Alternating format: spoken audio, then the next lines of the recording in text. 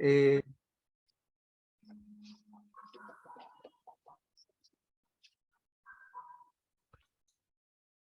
Ahí bueno, estamos buenas grabando, tardes. Carlos. ¿Sí? ¿Quién? Sí, sí.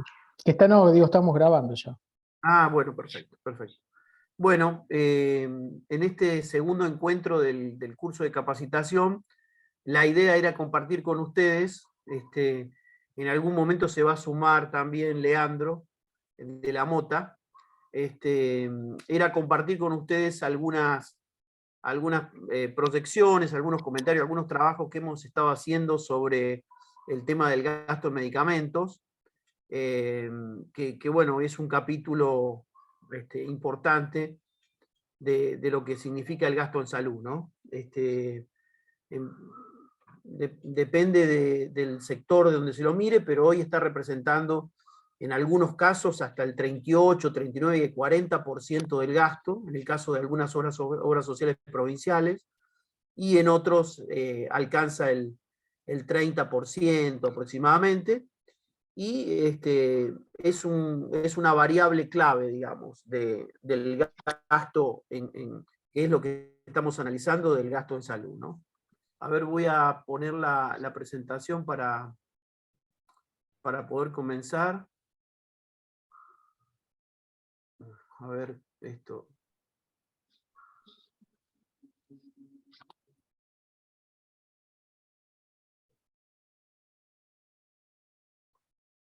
Este es medicamentos 2.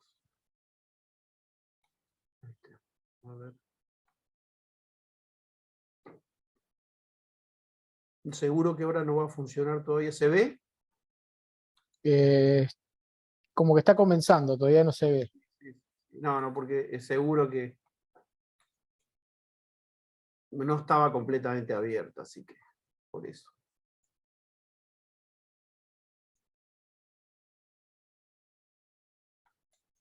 Ahora yo creo que debería funcionar. Ahora sí se ve, Carlos. Ahí está. ¿Se ve completo? No, se ve como que tenés la presentación que le falta ampliarla. Entonces la tercera es la vencida. Sí, sí, es así. Hasta es un proceso que va. ¿Ahora sí?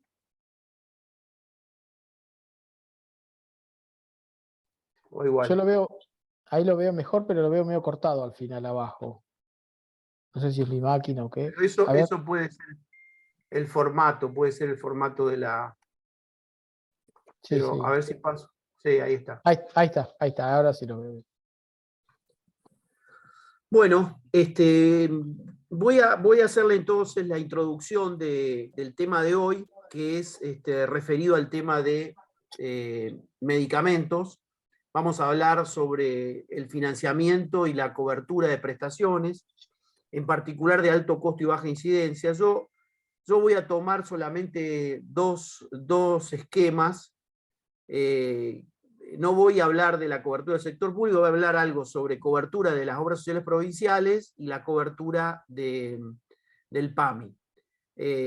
Quizás en el próximo encuentro, que va a ser el último, Guillermo, que va a abordar el tema de la seguridad social, no me quise meter aquí con el Fondo Solidario de Redistribución y con el esquema del sur, pero bueno, quizás Guillermo puede hacer un abordaje también, algunos comentarios, por eso no quise tocarlo acá.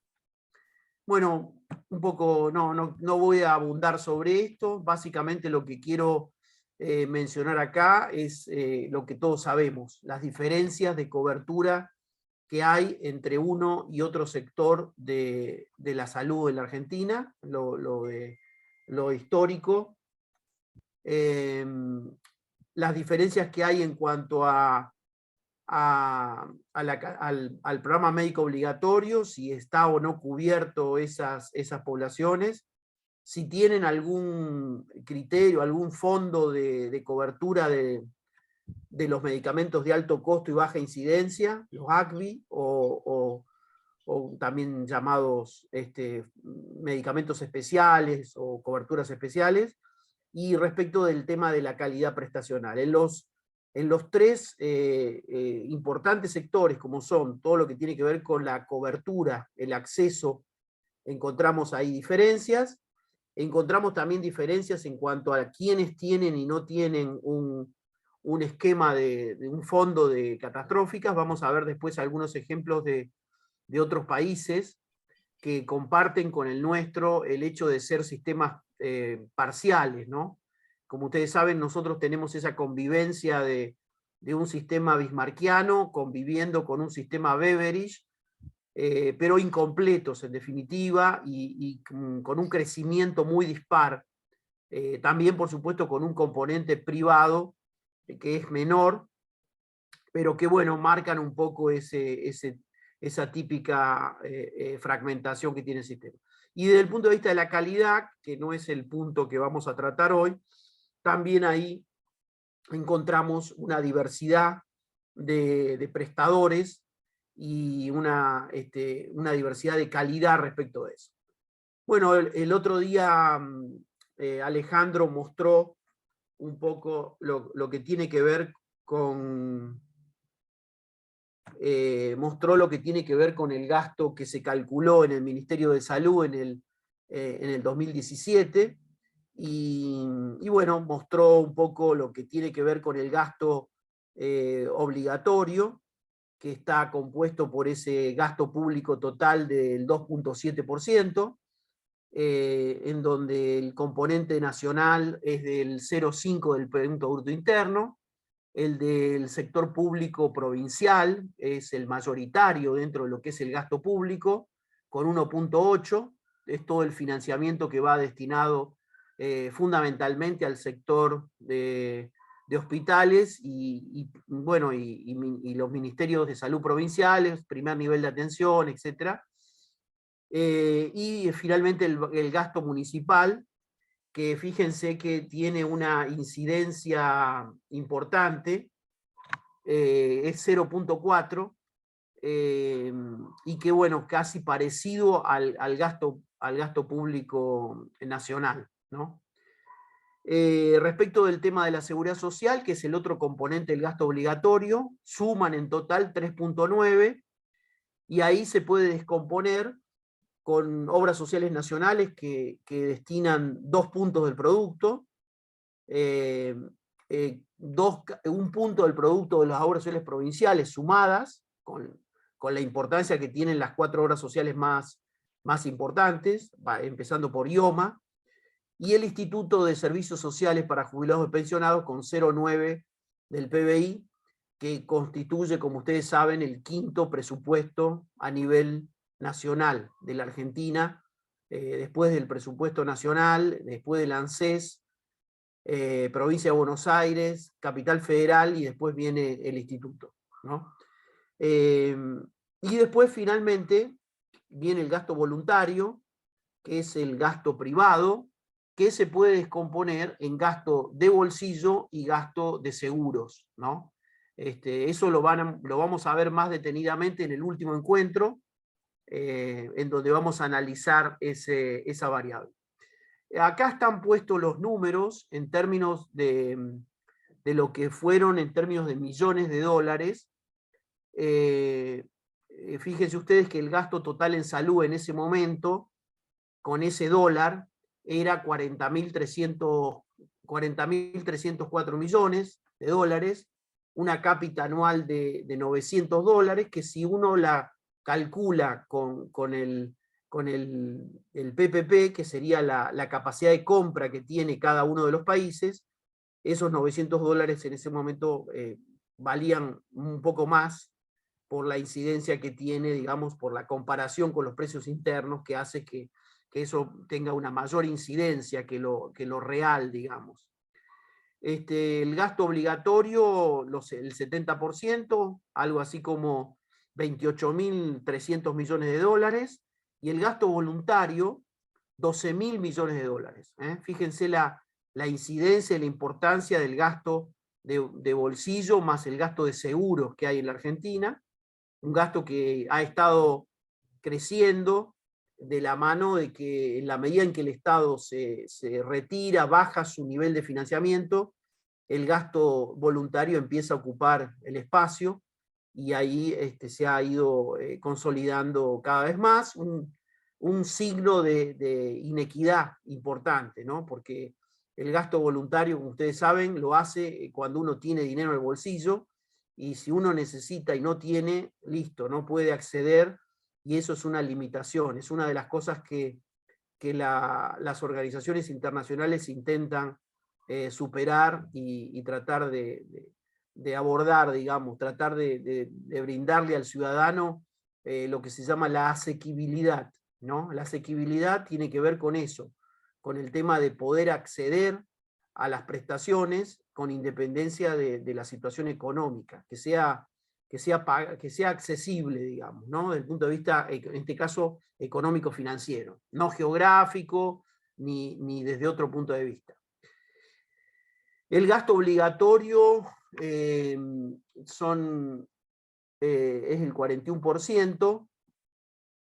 Sobre esos 28.000 millones, 28.300 millones, 11.600 son gasto público y 16.700 millones son seguridad social, ¿no? Ese es el total, cómo se conforma el gasto obligatorio que tiene la Argentina. Por otro lado, dentro de ese desagregado, tenemos que el sector público, 2.088 millones, casi 2.100 millones de dólares corresponden al Estado Nacional. El Estado provincial tiene 7.773 millones de dólares, el 67% del gasto público, y el 15% corresponde al gasto público municipal, con 1.740 millones. Y esas son las cápitas calculadas, digamos, grosso modo, en el sentido de que 47 dólares per cápita en el Estado Nacional es porque eso está dividido por el total de habitantes, que son los que tienen acceso universal a los servicios. Después, en realidad, los que terminan utilizando el servicio son mucho menos. Esos son 47 dólares anuales, ¿no? Así que, desde el punto de vista de la provincia, son 453 dólares también anuales, y a municipales son 100 dólares anuales.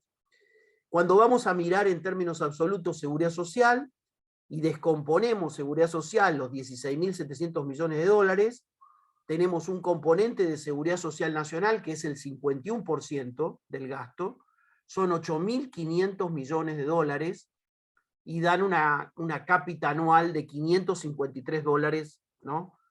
Por cada uno de los beneficiarios. De seguridad social provincial, 4.341 millones de dólares, como ustedes saben, distribuidos en 24 obras sociales provinciales, institutos provinciales, con una cápita de 611 dólares, y el PAMI, que es el 23% del total de la seguridad social, con 3.840 millones de dólares, con una cápita de 753 dólares per cápita. Y finalmente el voluntario, los 2.8, que se descomponen en un 0.84, que es lo que la gente paga por comprar un seguro de manera voluntaria y que al mismo tiempo pone como diferencia para poder acceder, 3.600 millones de dólares, ¿no? Eso tiene una cápita de 1.800 dólares cápita anual.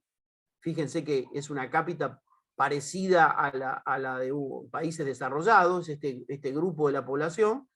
Y bueno, y el gasto de bolsillo, 8.500 millones de dólares, fíjense, siempre me gusta relacionarlo con, es el mismo nivel de gasto de la Seguridad Social Nacional, que tiene 8.515 millones, el gasto de bolsillo son 8.500 millones, y son 188 dólares per cápita también de gasto que corresponde a esta cuestión.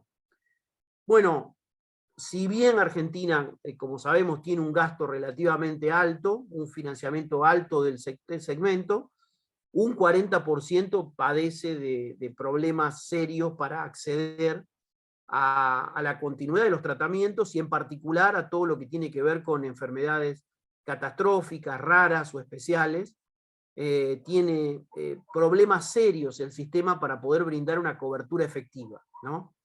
Como ustedes saben, hay una constante ampliación de la cobertura en el Congreso. Los legisladores creen que están haciendo un bien y en definitiva terminan perjudicando a todo el sistema porque hay un problema serio de diseño y de gestión del sistema que hace que una legislación no asegure que la cobertura pueda llegar a toda la población, sino que por el contrario termina afectando y termina siendo, entre comillas, aprovechada por un grupo de la población que ya está cubierto, y de esta manera se amplía desde el punto de vista horizontal un poco todo lo que tiene que ver con la cobertura de ellos y la cobertura también vertical.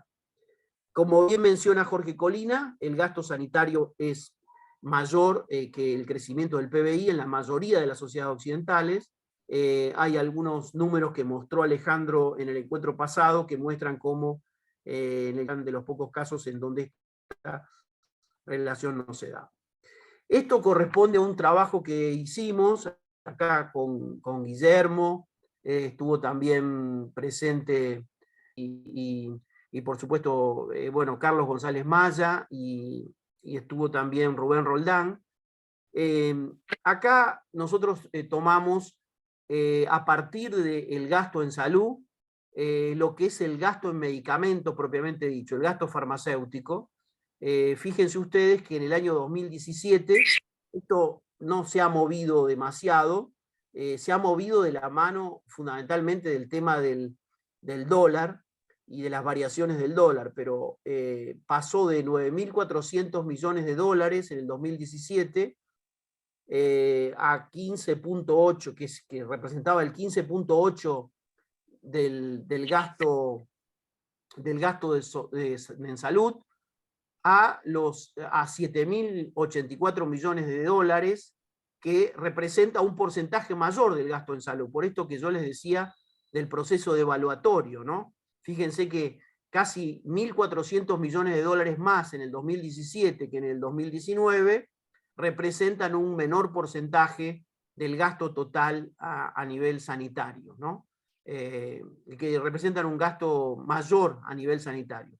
Antes era 15, casi 16 puntos, y ahora es 17.6, en el 2019 fue 17.6. Respecto de la comparación del gasto farmacéutico con el Producto Bruto Interno, estamos dentro de los valores que están los países que tienen alguna producción también de medicamentos a nivel de los países de productivos, ¿no? que producen medicamentos. Estábamos también en 1.48 y ahora se ha crecido a 1.65. Bueno, por supuesto saben que aquí tenemos una balanza comercial negativa, es decir, los insumos que importamos son más altos que lo que exportamos, y acá tenemos un verdadero cuello de botella, porque eso incentiva a que los productores de medicamentos en Argentina tiendan a vender en el mercado interno y presionen al mercado interno para que esto se convierta en un comprador. Solo para darles un ejemplo, porque ayer justo estuve mirando estas cifras, el PAMI, que en el 2019, 2018, 2019 hizo algunas reformas importantes, había logrado bajar el gasto en medicamentos al 25, 26% del total de lo que gastaba. Bueno, eso ha crecido ahora hasta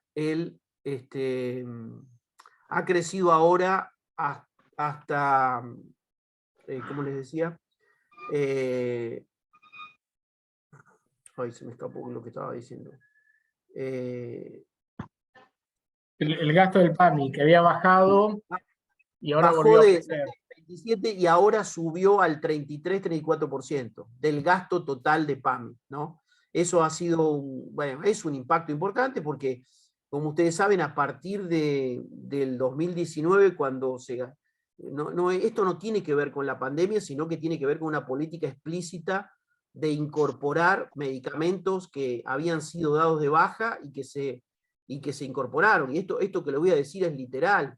Hubo gente que festejó en el PAMI con champán cuando perdió las elecciones el gobierno anterior, por el tema de gente, por supuesto, el champán lo pagaron algunos laboratorios nacionales que se habían visto perjudicados por una política de uso racional del medicamento, ¿no? Para darles un ejemplo, a ver si hago déjenme hacer un solo número para mostrarles, porque en realidad tengo el número anterior, es 1.200.000.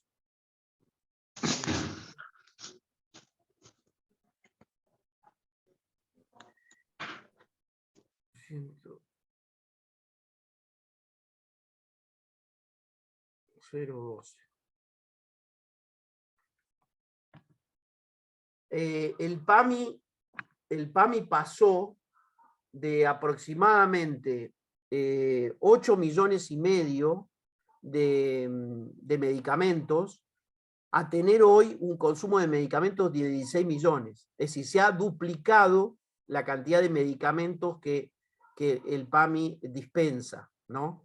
Y como ustedes saben, hablando de medicamentos, la mayor utilización de medicamentos no tiene que ver con una mejora, porque cuando en el caso de medicamentos no siempre más es mejor. En consecuencia, un poco el PAMI se ha convertido en un gran fondo. Yo le voy a acuñar ahora una nueva calificación, ¿no?, del PAMI. El PAMI es como tierra del fuego de los automotores, ¿no?, de los automotores y de los armados que se hace, porque el PAMI es el que financia una gran la industria en algunos sectores que hace mucho tiempo que deberían estar afuera del mercado porque no son innovadores, porque tienen dificultades y sin embargo se mantienen porque el PAMI financia cualquier cosa, financia dentro de ese esquema y compra sin tener en cuenta un poco los precios, pero uno cuando mira el precio PAMI respecto del precio del medicamento, el precio de venta del medicamento, uno nota ahí una diferencia en cuanto a la brecha que se ha generado, una brecha que se ha ido ampliando.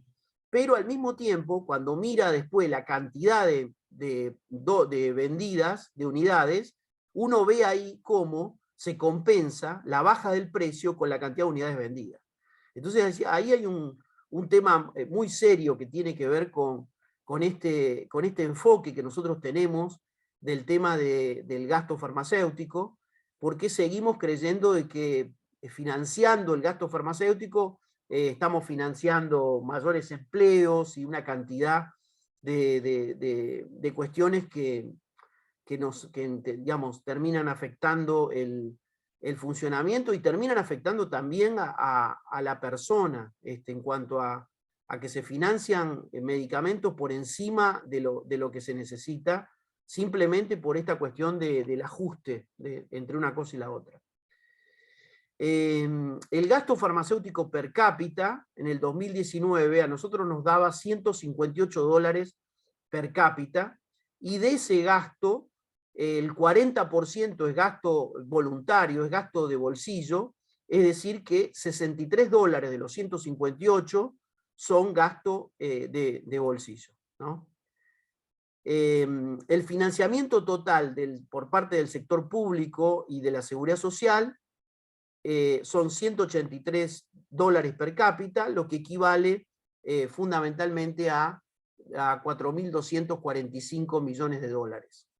Y el financiamiento privado es de 2.830 millones de dólares, que es un poco lo que marca, y entre los dos suman los 7.084 millones de dólares, que es lo que se destina de gasto farmacéutico, por lo menos lo que se destinaba en el 2019. Bueno, esto ya un poco lo comenté, cómo fue bajando, y a pesar de que fue bajando, el porcentaje de participación del gasto en medicamentos crece, el 1.65 del mismo. Si lo comparamos con el PBI industrial, fíjense que yo no estoy diciendo que la industria farmacéutica nacional sea una industria que uno la tiene que, entre comillas, destruir. Tampoco la tenemos que financiar hasta el punto de que no tenemos recursos para otras cosas, pero sí tenemos para medicamentos. porque, a ver, acá hay un costo de oportunidad. Si financiamos el medicamento para los que no necesitan medicamentos, estamos dejando de financiar atención primaria, estamos dejando de financiar salud pública, etc. Si lo comparamos con el PBI industrial, el 28.1% del total, el porcentaje de lo que significa el gasto en medicamentos es del 5.9%. Ahí yo tengo la cifra de Silfa y le da un poquito menos, 4.9% de lo que significa dentro de la industria en general, de la industria argentina. Después del acero y después de algún otro, y de la minería, el sector de la industria farmacéutica está en ese sentido bien posicionado. ¿Cuál es el financiamiento obligatorio? ¿A qué corresponde? Bueno, como ustedes saben, el financiamiento obligatorio corresponde al 100% de los medicamentos especiales, también corresponde al 70% de los medicamentos de crónicos, que es lo que financian la Seguridad Social, el 40% del resto de los medicamentos, y todos los medicamentos de internación que se financian con el esquema de alguna manera obligatorio. Por supuesto que en el caso de los programas especiales en el sector público, el 100% de los medicamentos son financiados, independientemente de que sean especiales o que sean para crónicos o medicamentos ambulatorios. El financiamiento privado tiene que ver con el medicamento de venta libre y los copagos que tiene que realizar la población para poder acceder al medicamento, ¿no? Bueno, un poco un resumen de lo que veníamos hablando antes. Financiamiento privado tenemos 2.830 millones de dólares, un financiamiento obligatorio de 4.245, un total de gasto en medicamentos para el 2019 de 7.084 millones de dólares, que significan un 17.6 del gasto total en salud y 1.65 del Producto Bruto Interno como variables fundamentales.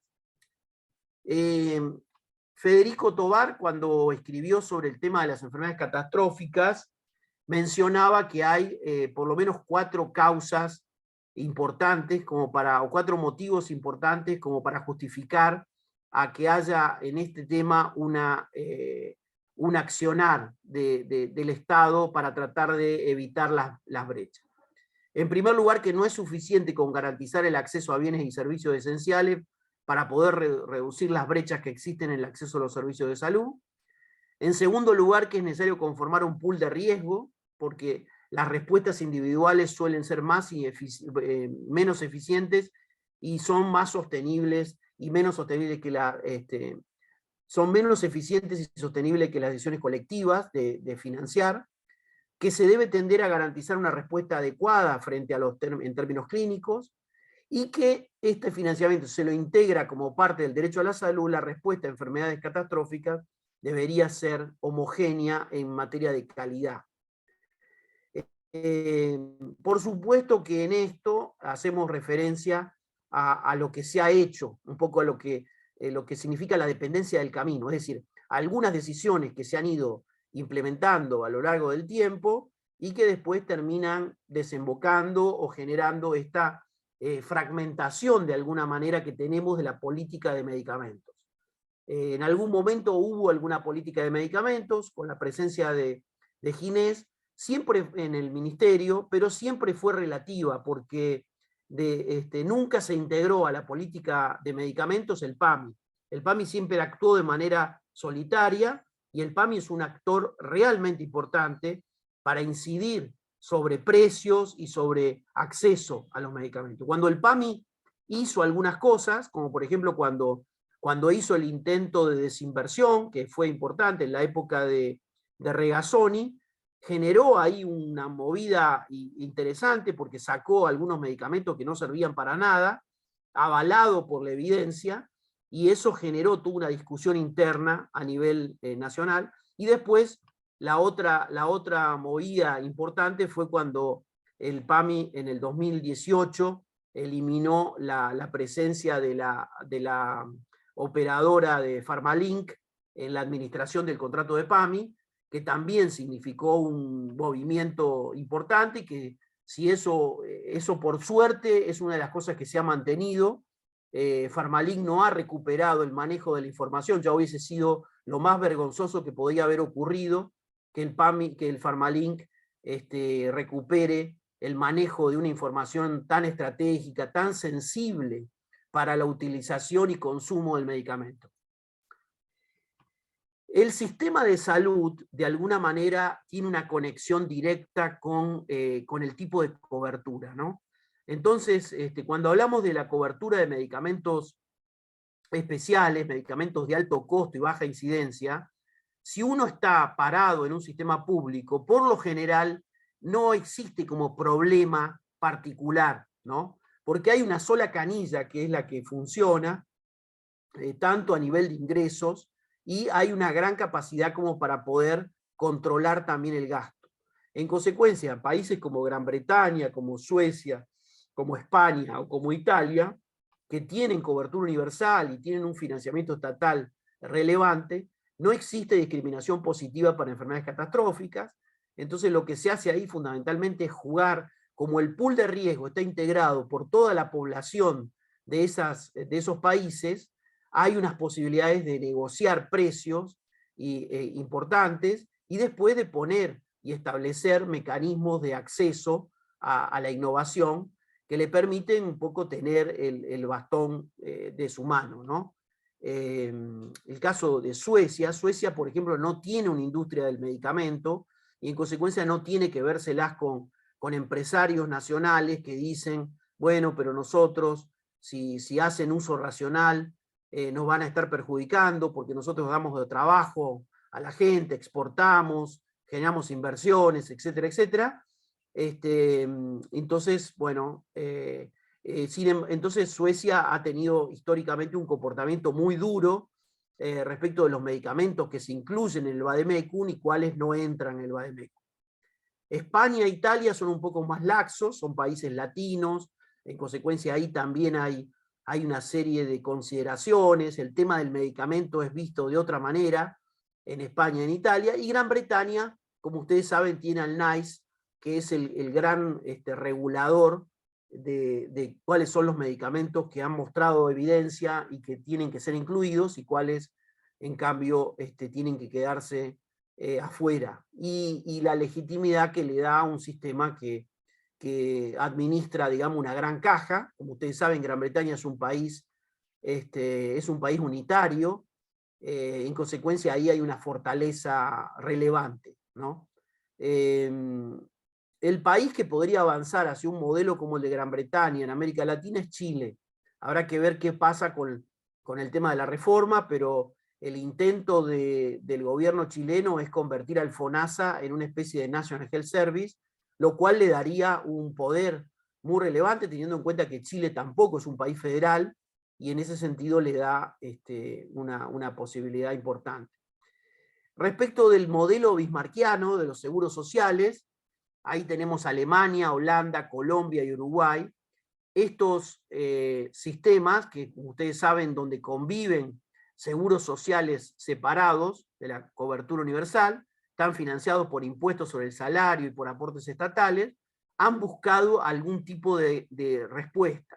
Alemania es un país que, si bien tiene un sistema de mutuales, es un sistema que cubre con el sistema de aseguradoras, de fondos de enfermedad, cubre el 100% de la población. Es decir, que no es que tiene población que está fuera de esa cobertura. Entonces hay mecanismos ahí de compensación.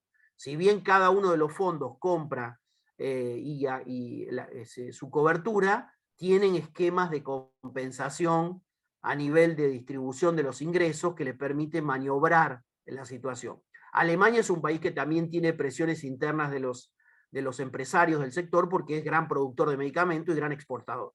Holanda es un país que pasó a tener, Holanda tiene solamente aproximadamente 12 o 13 fondos de enfermedad, con lo cual se aumentó el pool de riesgo y entonces ahí hay posibilidades de poder negociar desde otro lugar, aparte de que el Estado holandés también se involucra de alguna manera para ayudar en la negociación.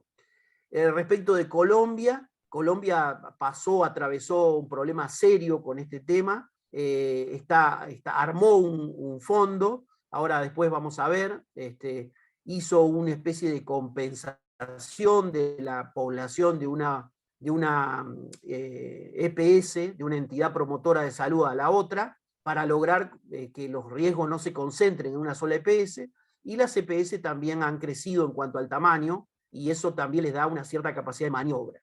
Y Uruguay tiene, como ustedes saben, el Fondo Nacional de Recursos, que si bien tiene solamente 3,5 millones de habitantes, el Fondo Nacional de Recursos justamente cubre medicamentos especiales, catastróficos, para esos 3,5 millones.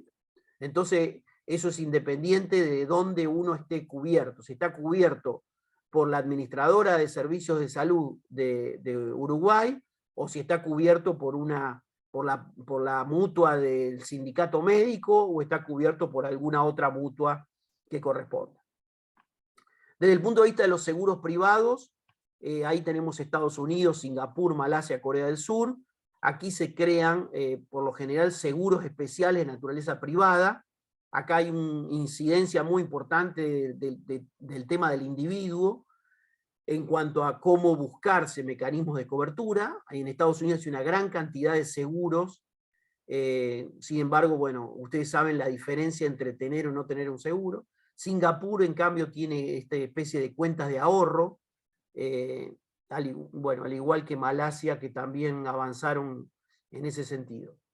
Y finalmente países que tienen un mix de seguros, como Chile, como Argentina, hay una combinación de diferentes modelos. En el caso de Argentina, el único que en su momento armó un fondo de cobertura de medicamentos especiales es la Seguridad Social Nacional, primero con la APE y ahora con el Fondo Solidario de Redistribución, en donde está inserto el subsidio el reintegro, el SUR, el Sistema Único de Reintegro, que permite cubrir este tipo de medicamentos. Y Chile, a diferencia de Argentina, tiene la mayoría de la población puesta dentro del FONASA, y solamente el 15% de la población dentro de las ISAPRES, y ahora va camino a integrar.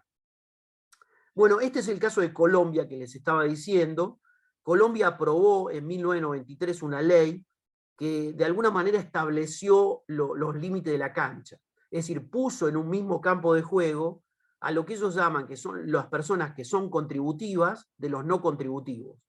Y desde el punto de vista de la equidad, yo les puedo asegurar que replanteó fundamentalmente la forma de cubrir y de acceder, con algunos resultados muy interesantes desde el punto de vista de la equidad. En el 2003 se estableció una política de atención integral de patologías de alto costo, en donde incluyó 4 componentes. Un componente que tiene que ver con el mecanismo de redistribución de riesgo, un segundo componente con el control de selección de riesgo, un tercer componente, ajustes al modelo de atención, y el cuarto, procedimiento de vigilancia epidemiológica. Muy importante aquí, para establecer estos seguimientos, el funcionamiento de la superintendencia. Los colombianos se quejan del funcionamiento de la superintendencia de ellos, pero porque no conocen el funcionamiento de la superintendencia nuestra. En consecuencia, si no, se pondrían más contentos de que hay algo que funciona peor que la de ellos. Para decirles un dato, el otro día estuvimos dando una charla sobre el tema sobre los riesgos, y la persona que fue a hablar por la prepaga privada, por OMINT, mencionó que la superintendencia le pide información, pero solamente económica.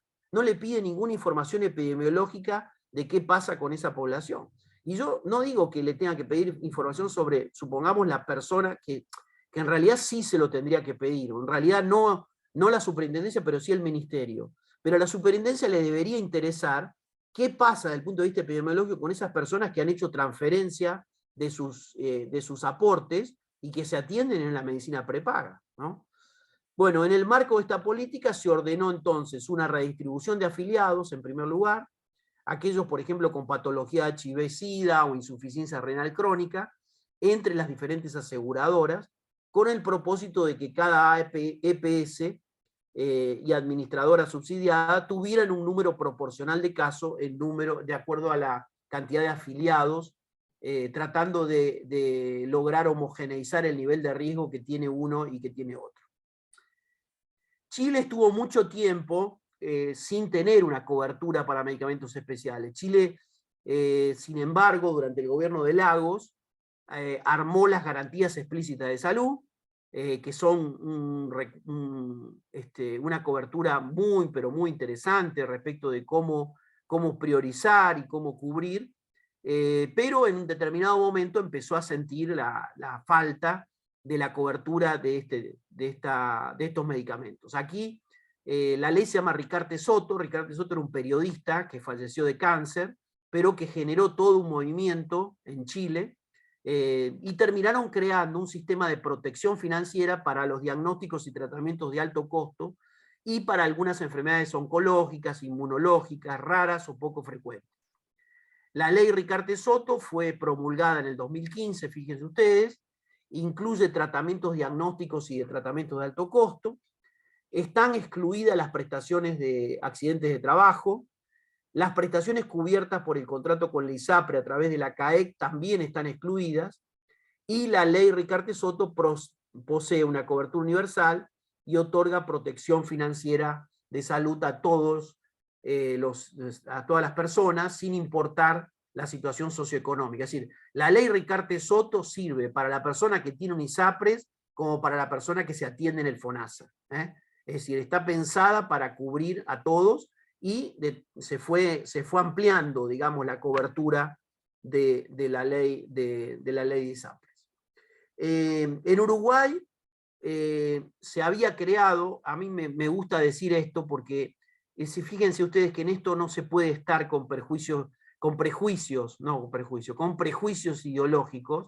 En el 80, el gobierno militar de ese momento armó un fondo que era utilizado por los amigos del poder para vender servicios complejos, especializados, y bueno, cosas que pasaron también en Argentina, ¿no? Financiaban procedimientos de alta complejidad, pero eso no quedó como un estigma, sino que en Uruguay, cuando hizo la reforma que estaba necesitando, incorporó en el 2005 este instituto, lo redefinió, lo replanteó, pero ya estaba la figura jurídica como para poderlo poner en marcha. Entonces incorporó el Fondo Nacional de Recursos, le dio la misma personalidad jurídica que tenía el otro instituto, y se encarga básicamente de los medicamentos de alto precio para los pacientes que lo requieran. El Fondo Nacional de Recursos garantiza cobertura universal, equitativa para todas las patologías catastróficas, define la cobertura, financia prestaciones, y es un seguro público universal que se financia a través de una cuota por cada beneficiario del FONASA. Un 7% de lo recaudado por el FONASA se destina al Fondo Nacional de Recursos. Ahora, no toda la gente está dentro del FONASA. En consecuencia, las personas que no aportan, el Ministerio de Economía hace un aporte por ellos para poder acceder, y por otro lado, las personas de Sanidad Militar también abona, en su caso, el Ministerio de Defensa, para poder agregar y para poder tener a toda la población dentro de este esquema. Pasemos a mirar un poco el caso de Argentina. Vayamos a ver un minuto un poco el tema de la seguridad social provincial. Son 24 jurisdicciones, tienen 7 millones de beneficiarios, y estas son las más grandes: IOMA, APROS, OSEP y APOS en Santa Fe. ¿Qué características tiene? Básicamente esto es un mercado cautivo, porque a diferencia de la Seguridad Social Nacional, aquí no se legisló la libre elección, sino que cada afiliado tiene que atenderse dentro del esquema que le provee la misma obra social que le corresponde, ¿no? No puede escaparse hacia otro esquema, lo cual es un punto de fuerza importante para construir la política sanitaria provincial, que en la mayoría de los casos es desaprovechado por los gobernadores, que consideran a las obras sociales provinciales como una caja separada, que es un pecado mortal que se junte con algunas otras instancias, como puede ser la población del ministerio que atienden, que no tienen cobertura explícita o que atienden otro tipo de coberturas. Estas entidades se financian con aporte de los afiliados. Esto va, aportes que van desde el 9%, parecido a la Seguridad Social Nacional, hasta el 14%. El récord lo tiene ahora OSBA, en la capital federal, que alcanza el 14 puntos de aporte, ¿no? Esto está trazado, ya después me voy a encargar acá de buscarlo. Fíjense que en este momento que se armó el cuadro, el récord lo tenía Salta con 12 puntos, y después teníamos acá Santiago del Estero con 11 puntos, también Jujuy tiene 11 puntos, y Mendoza 11 puntos entre aportes y contribuciones. Bueno, este es un cuadro que armó Rubén Torres en su momento respecto de lo que es la cápita media, y lo que mostraba fundamentalmente que la cápita media de la mayoría de las obras sociales provinciales no alcanzaba a cubrir la cápita media que indicaba el programa médico obligatorio que se necesitaba. La cápita media mensual es un poco menor a los 2.400 pesos, un desvío de 1.500 pesos a casi 5.000 pesos en algunos financiadores. Los medicamentos son un problema muy serio para las obras sociales provinciales. Hay algunas obras sociales provinciales que destinan un 34% de su presupuesto para medicamentos, y hay otras que están dedicando un 39%, un 40%. Sin embargo, eso no ha sido suficiente como para generar un pool de riesgo, y entonces se ven sometidas a los problemas de la judicialización y otras dificultades en materia de gestión. Yo entiendo que la judicialización es un problema, pero hay también soluciones que vienen de la caja negra de la política y que tienen que ver con decisiones de comprar de manera conjunta, de buscar mecanismos aseguradores, y no solamente con presionar a la justicia para que la justicia no entregue o no dé los amparos en cada uno de los casos, ¿no? Independientemente de que hay que trabajar sobre eso.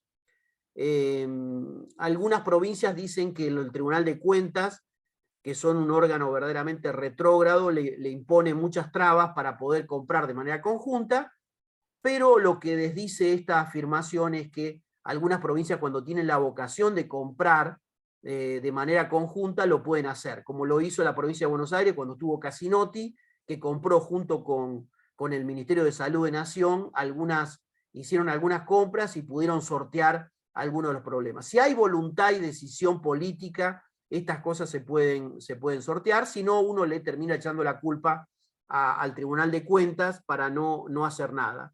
Y mientras tanto, fíjense ustedes lo que son. Si el PAMI es un fondo bobo, estos son también un fondo que de manera fragmentada compra muy mal, muy mal. En realidad no compra, sino que le venden, ¿no? Entonces es una gran diferencia entre comprar en base a las necesidades y en base a lo que las personas necesitan desde el punto de vista epidemiológico, que le vendan lo que quieren porque manejan de alguna manera los laboratorios, los mecanismos como para poderle vender, y estas obras sociales provinciales no tienen la capacidad de hacer un control del gasto y de la utilización del medicamento. El gasto es 35.000 millones de pesos para todo el universo de obras sociales provinciales, y el gasto, como dijimos antes, cercano a los 410 pesos por afiliado, un gasto muy alto respecto a otros sectores. Vayamos un minuto a ver el PAMI, ya voy a ir terminando.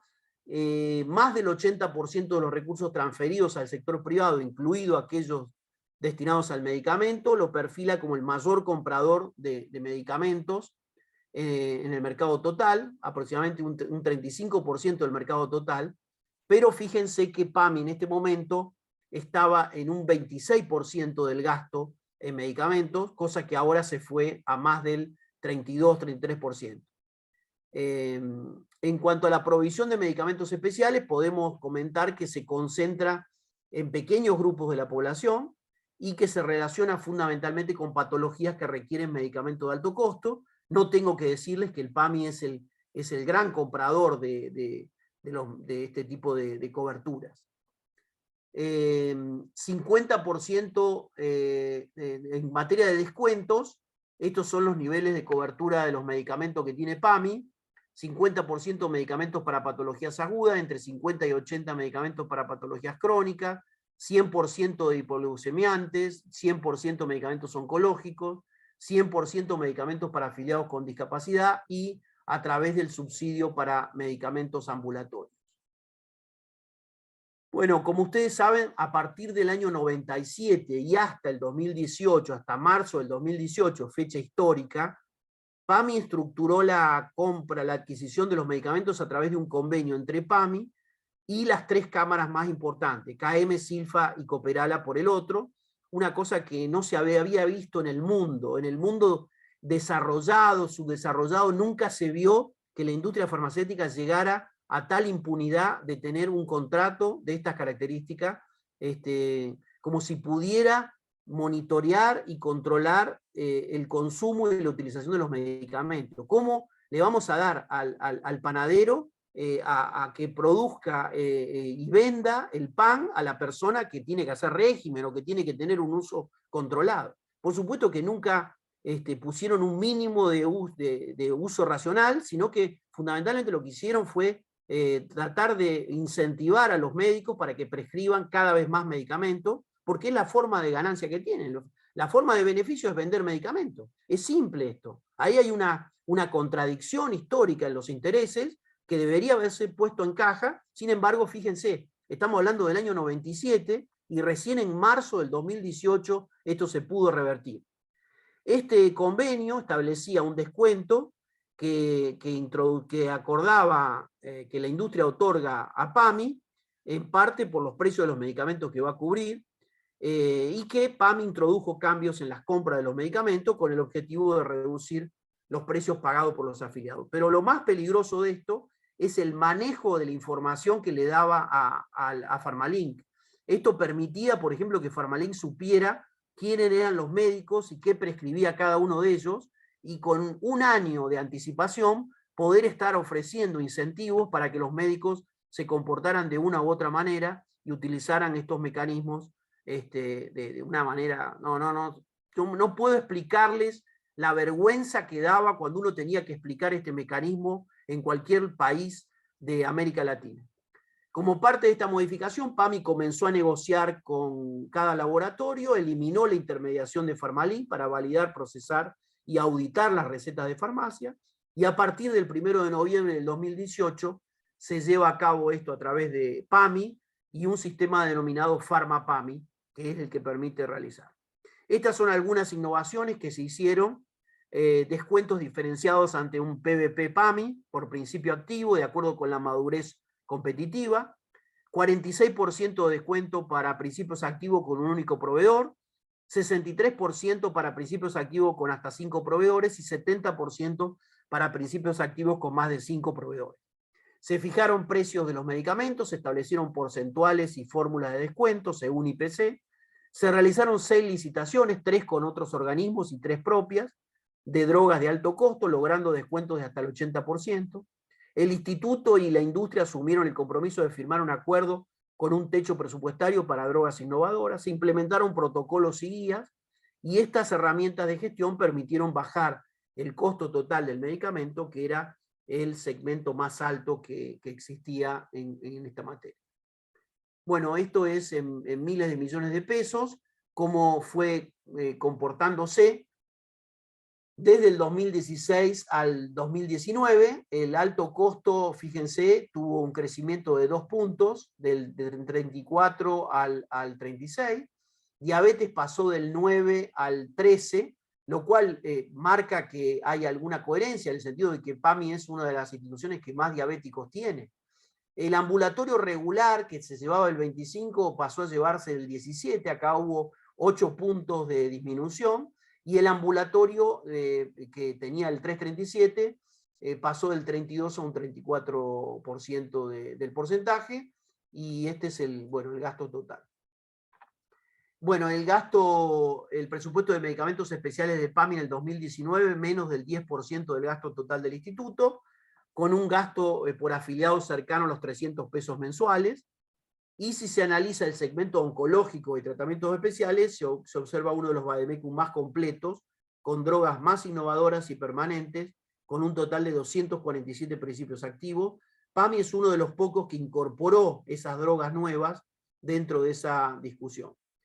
En el gráfico puede verse como el 5% de los medicamentos del segmento de especiales representa un 36% del gasto en medicamentos, pero el gasto en medicamentos ambulatorios, 337 irregulares, es mayor al especiales, al contrario de lo que sucede de las obras sociales nacionales.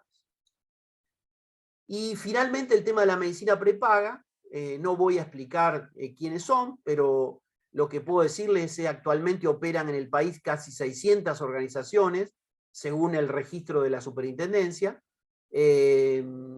Tienen aproximadamente 6 millones de personas cubiertas por la medicina prepaga. 4 millones, como ustedes saben, vienen de la Seguridad Social. Esta es la evolución de la cantidad de socios de las empresas de medicina prepaga que hemos tenido. Ahora se está generando toda una cantidad de movidas que vamos a terminar de analizar y de ver en los próximos meses, pero el tema es cierto que al haber acompañado la inflación hace que haya sectores que empiecen a darse de baja o puedan empezar a volver a las obras sociales de origen, ¿no? Las 10 primeras prepagas significan el 88% del mercado. Es un proceso, como ustedes saben, de concentración muy importante. OSDE participa como empresa de medicina prepaga y como obra social de dirección. Es líder en este mercado. Sin embargo, uno puede observar ahora que el crecimiento importante que ha tenido tanto Swiss Medical como Galeno y como Sancor Salud, que están cercanos. Sancor está cercano a los 700.000 beneficiarios, Swiss Medical está cercano al 1.000.000 de beneficiarios, y Galeno está en los 800.000 beneficiarios. Alguna de estas empresas ha construido un esquema de integración vertical, tratan de cubrirse fundamentalmente con distintas estrategias de los medicamentos de alto costo. Ellos tienen un problema serio para los 2 millones de personas que tienen de manera voluntaria, y es que para esas personas no tienen ningún fondo de cobertura, y en consecuencia tienen que, cuando les aparece una persona con una enfermedad especial, tienen que cubrirlo sin tener ningún tipo de mecanismo de reaseguro. Sí tienen el reaseguro para los 4 millones, es por eso que se intentó hacer en el Congreso. Ustedes habrán escuchado en la última discusión del presupuesto que se quería cobrar el 15% para las prepagas, básicamente porque las prepagas se llevan a una persona que se arrastra el fondo, el sistema, el subsidio único de reembolso, ¿no? Y en consecuencia eso es lo que se intentaba hacer, que dejaran algún dinero dentro del fondo para poderlo apalancar. Bueno, los que abonan el 100% de la cuota son 2 millones, como decíamos antes. Estos afiliados están afuera del sur. Para un sector que hace foco en la clase ABC1, un plan de medicina prepaga, acá nos hemos quedado corto, es alrededor de 30.000 pesos para un grupo familiar típico. Hoy está en más de 50.000 pesos. Hay una persona mayor de 60 años paga en OSDE 50.000 pesos. No hay posibilidad de derivar aportes y al menos una parte de la cuota, y entonces estamos ante un beneficiario que tiene cierta capacidad de compra, digamos, de adquisición. Bueno, como ustedes saben, medicina prepaga tiene que cumplir los mismos requerimientos tiene que cumplir con los mismos requerimientos que las empresas, que las obras sociales provinciales. El financiamiento, tanto en el financiamiento de medicamentos, tanto de los medicamentos especiales que es el 100%, crónicas y patológicas de la misma manera. Esta es la participación en el mercado en el 2017 de las distintas empresas de medicina prepaga.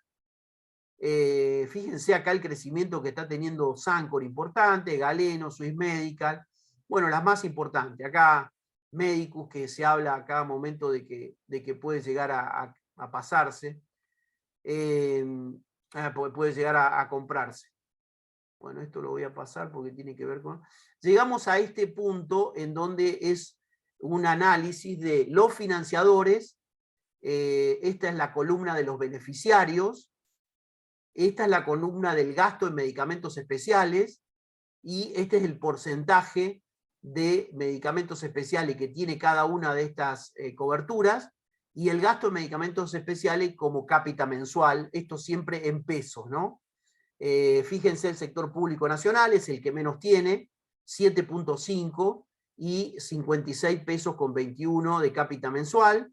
El sector público provincial, 42.23, casi no hay cobertura de medicamentos especiales por parte del sector público provincial. Aquí en el sector público nacional a lo que está sumándose es el PROFE y es el dinero básicamente de la Dirección de Prestaciones Especiales, no me acuerdo cómo se llama, la dirección esa que estaba en el Ministerio de Desarrollo Social, después pasó a Salud, y que, bueno, es, por ejemplo, la que está cubriendo los amparos, se cubren a través de ese financiamiento, que es un financiamiento que ahora está en el Ministerio de Salud. El PAMI tiene un 13.6, 315 pesos por persona, y OFA, números que vuelvo a repetir, son muy tomados de los pelos, es lo que pudimos averiguar, 1.9 y 358, ahí está Néstor Veola, que a lo mejor nos puede hacer algún comentario, pero bueno, fue particularmente difícil encontrar números sobre IOFA al final.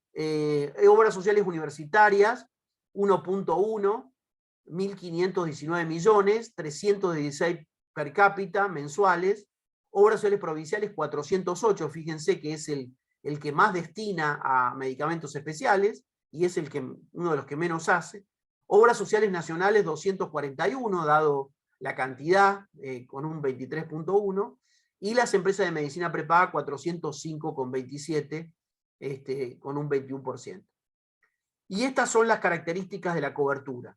El sector público tiene un gasto cercano a los 100 pesos por mes, realizó compras conjuntas tanto para hemofilia como para oncológicos, y tiene que hacerse cargo de los amparos de medicamentos a través del Ministerio de Salud y Desarrollo Social. En el PAMI se destaca el bajo gasto relativo de sus beneficiarios, 315 pesos por beneficiario, y existe un nuevo convenio con la industria farmacéutica, compras conjuntas, inclusión de nuevos protocolos, un poco eso es lo que caracteriza al PAMI. Obras sociales provinciales tiene un gasto muy alto, se lo compara con otros sectores, no se ha explotado mecanismos para hacer más eficiente el gasto, y las obras sociales provinciales, a diferencia de las obras sociales nacionales, tienen jubilados y pensionados, lo cual tiene una incidencia mayor en el gasto de medicamentos. Y las prepagas, las prepagas tienen un gasto per cápita mensual de 405 pesos, mayor acceso y utilización de estos sectores, entre los cuales se incluye la población de 60 años de carteras que se van a ir envejeciendo cada vez más. Así que bueno, un poco esto era lo que queríamos presentarle sobre la cobertura de medicamentos, y bueno, como para poder conversar si hay alguna duda o algún aporte, que será bienvenido. Carlos, Sí. una pregunta. ¿Has escuchado algo de que las obras sociales provinciales, a través con el COFESA a la cabeza, estarían analizando compras conjuntas? En algún momento las obras sociales provinciales participaron del COFESA. Ahora, en los últimos tiempos, no sé cómo si se la ha vuelto a invitar. Yo estuve en el encuentro de COSPRA y no se mencionó el tema de que se pudiera plantear. Sí sé que se están buscando alternativas, pero no sé, tengo la impresión de que hay ahí una cuestión con las provincias no resuelta, ¿no? Porque si ellos se pusieran de acuerdo, ellos tendrían un instrumento que es COSPRA, con el cual poder armar, es decir, tendrían algunos instrumentos, tienen también el famoso, ¿cómo se llama? El fondo, no, el fondo, ay, ¿cómo es? Este lugar que reúne a las provincias, el Consejo Federal de Inversión, el CFI. El CFI incluso en algún momento se planteó la posibilidad. Yo creo que están como atrapadas en esa dinámica, y también es cierto, Pablo, que los negocios de estos medicamentos, la compra de estos medicamentos, deja un porcentaje tan importante en aquellos que deciden la compra, que nadie quiere soltar el negocio, ¿entendés? Porque si esto se centraliza, alguien pierde la posibilidad de comprar, ¿me entendés? Entonces ahí se pierde la posibilidad de llevarse una moneda no menor, ¿no? Estos son los costos de transacción de los que a veces hablamos, ¿viste? Porque claramente hay otro mecanismo de compra que podría ahorrar y que podría ser mejor. Sin embargo, hay unos incentivos adentro que hacen que esas cosas no se modifiquen.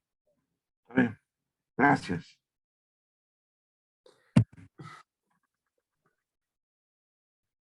Bueno, espero no haberlos dejado apabullados con la... Disculpen mi vehemencia con Pami, pero viste, siempre eso es menero. Sí, Néstor, discúlpame. No, grogui con los números.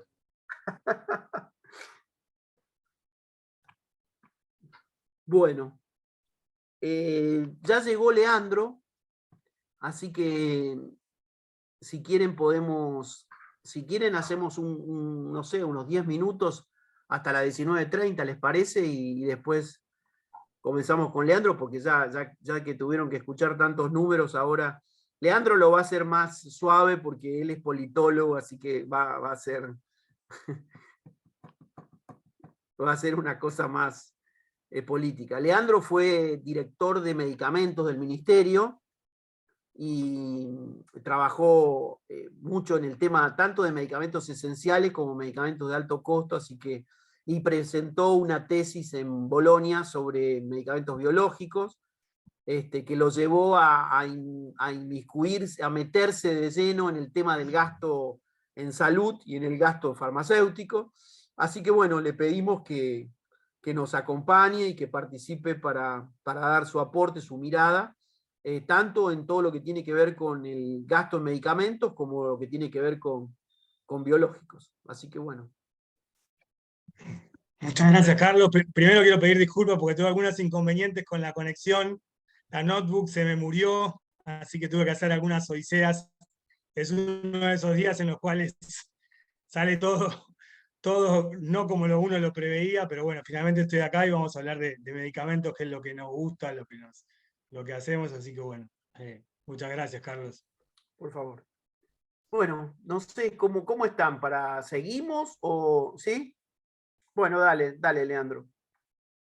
Bueno, compartir la presentación. Supuestamente, Carlos, me figura como que el anfitrión Ahí está. inhabilitó la función Ahora de compartir de los participantes. Ahí está. Ahí estoy, ya estoy. Perfecto. Bueno.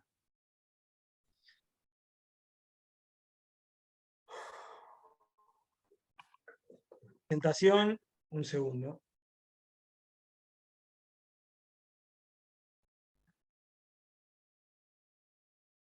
Ahí está, bueno.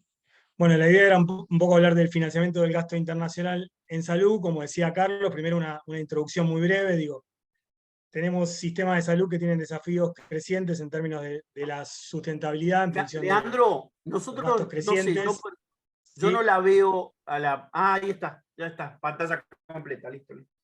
No dije nada. ¿Ahí se está viendo bien? Sí, ahora sí. Perfecto.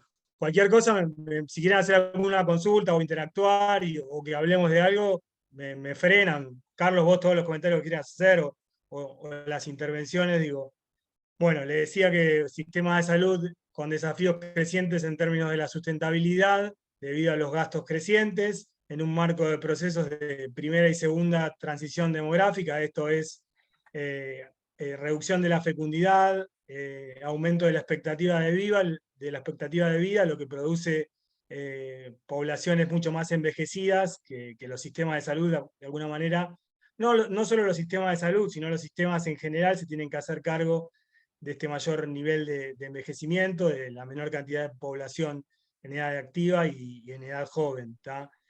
En términos de salud, esto se traduce en una transición epidemiológica, que es el pasaje de principalmente causas infecciosas y respiratorias a causas crónicas y ligadas a enfermedades no transmisibles.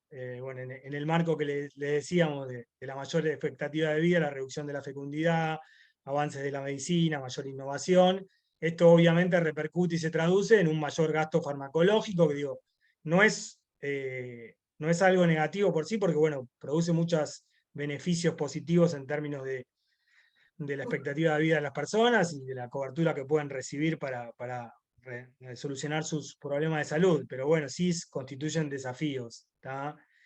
En ese sentido hay como dos instancias que queremos destacar. La primera es la introducción de los medicamentos genéricos que producen una reducción muy fuerte del gasto y permiten ampliar de manera significativa el acceso. Y luego una segunda etapa con el surgimiento de los medicamentos biológicos, que es la emergencia de los medicamentos biosimilares, que también producen una modificación muy fuerte y permiten reducir el gasto sin impedir la innovación. En ese sentido, bueno, de alguna forma vamos a ver la situación en Argentina y en el mundo, algunas cuestiones generales del gasto en salud en Argentina y en el mundo, del gasto en medicamentos en Argentina y en el mundo, y particularmente algunas cuestiones ligadas a los ahorros que genera la introducción de biosimilares. Esto es un poco el panorama en términos del gasto actual en salud per cápita en el periodo 2000-2018. Tenemos diferencias entre los periodos, por ejemplo, entre 2000 y 2010, un incremento del gasto en salud del 5,67% y en el mismo periodo un incremento del producto del 4,32% del Producto Bruto Mundial. Si vamos al periodo 2010-2018, tenemos un gasto en salud que sigue creciendo, pero a un ritmo menor, al 4,32%, y un crecimiento del producto aún a un ritmo más inferior, 3,51%. El gasto actual en salud pasa en todo este periodo, evoluciona de $600 per cápita a $1.400 per cápita. Como conclusión que tenemos, que el gasto en salud crece más de lo que aumenta el producto. ¿tá? Tenemos un mayor crecimiento del gasto en salud que del crecimiento del producto. Y esto es mayor, se da de forma más significativa en los países de ingresos medios y medios bajos que en los países de ingresos medios y medios altos. En ese sentido, el crecimiento se da de forma más significativa. Esto es en base a datos del Banco Mundial. Si tomamos otra Leandro, fuente, como la organización. Leandro, Sí, no están pasando las sí, diapositivas, sí. no sé si estás con la primera que era la introducción o vas pasando a medida que nombras los números. Estoy con la de gasto en salud. ¿Se corrió? No, seguimos viendo la que dice introducción. A ver. Ahora sí se ve la del gasto. Veo ese grafiquito azul y amarillo.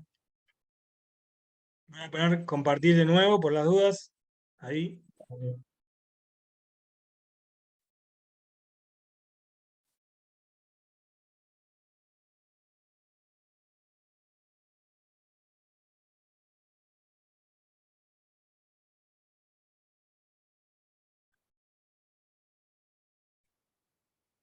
Ahí se ve, pero no se llega a ver la presentación completa.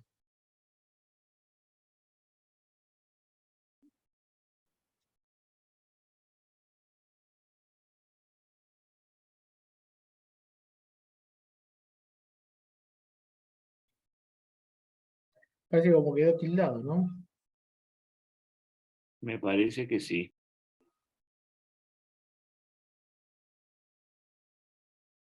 Sí, Leandro también quedó congelado.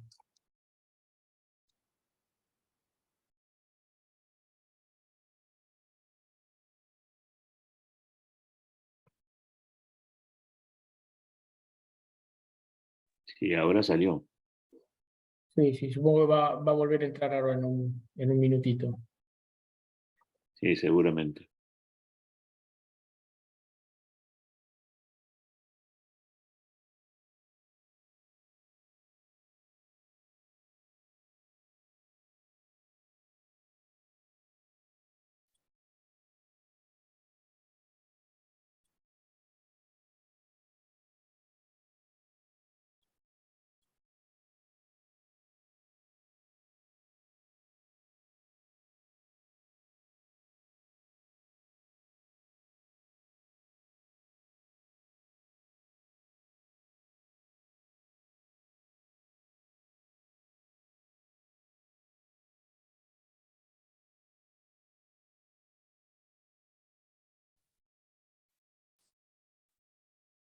¿Me escuchan ahora?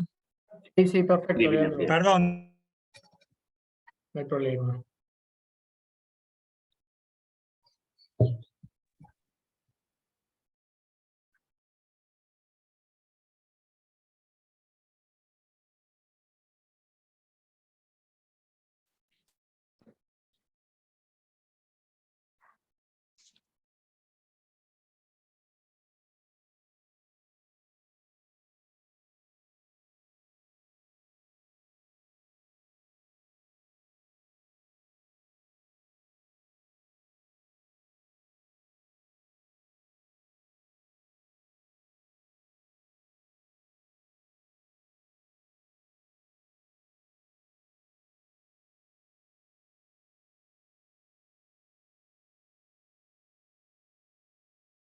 Me parece que se tildó otra.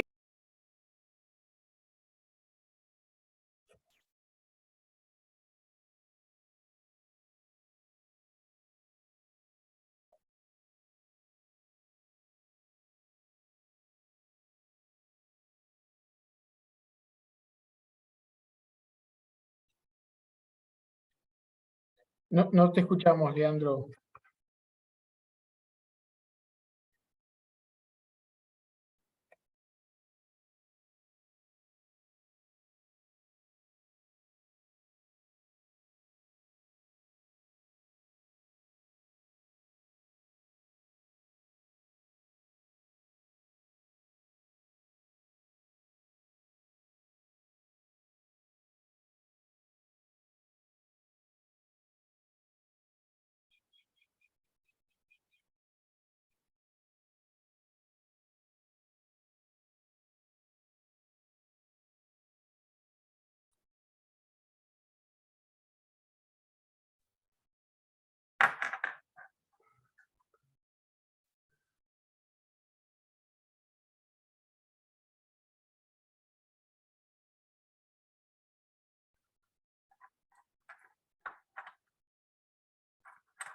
Hola.